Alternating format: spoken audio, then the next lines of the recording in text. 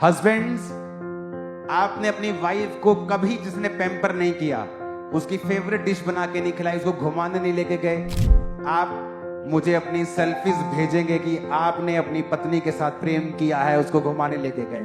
अब अपनी family photos भेजेंगे कि आज इकट्ठे होकर हम खाना खाने के लिए गए, हमने अपने इश्यू सॉल्व किए हैं। 29 आयत उसमें लिखा है, किसी ने भी अपने शरीर से बैर नहीं रखा वरन उसका पालन पोषण करता है। For no man ever yet hated his own flesh but nourisheth and cherisheth. ये पति के बारे में लिखा है, कहता कोई भी अपने जो शरीर से बैर नहीं रखता बल्कि उसे नरिश करता है और चेरिश करता है। जब आप नरिश को पढ़ते हैं उसका मतलब है काई, और जब आप चेरिश को पढ़ते हैं उसका मतलब है थाल्पो। इनका मतलब है जब आप नरिश को पढ़ते हैं, और नरिश में उसका जो शब्द है ट्रेफो से वो निकला है, जिसका मतलब मैं आपको बताता हूं। कहता implication to cherish, to pamper.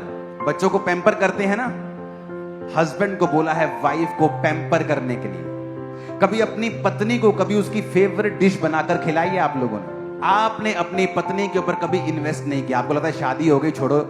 और ये आदमी की सबसे बड़ी भूल है और बेवकूफी है। उसे लगता है औरत दिन रात बस गधों की तरह खाना बना के मुझे खिलाई जाए, खिलाई जाए, खिलाई जाए, बस मैं खाता जाऊं, जानवरों की तरह खाता जाऊं, खाता जाऊं, खाता जाऊं, खाता। और वचन क्या कहता है? कहता जिस तरह मसीह ने तुम्हारा पालन पोषण किया है, तुम भी, कहता उसका क्या करो, but nourish it and cherish it.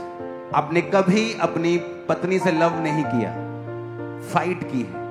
और एक मूर्ख आदमी अपनी औरत को इग्नोर करेगा हमेशा। उसे कहा pamper your wife, give time, give valuable things to हर।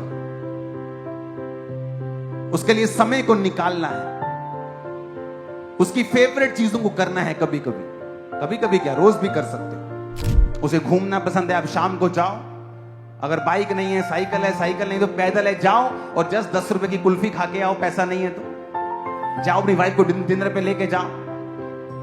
उसे खुद खाना, उसको बोलो आज तू नहीं बनाएगी, आज मैं बनाऊंगा, बच्चे बनाएंगे, आज तू बैठ, तेरे को खिलाते हैं मस्ती से। लेकिन कभी नहीं, क्योंकि वो ईगो है, मैन ईगो, आदमी का घमंड। और नुकसान किसका हो रहा है? उसी आदमी का जो घमंड करके बैठा।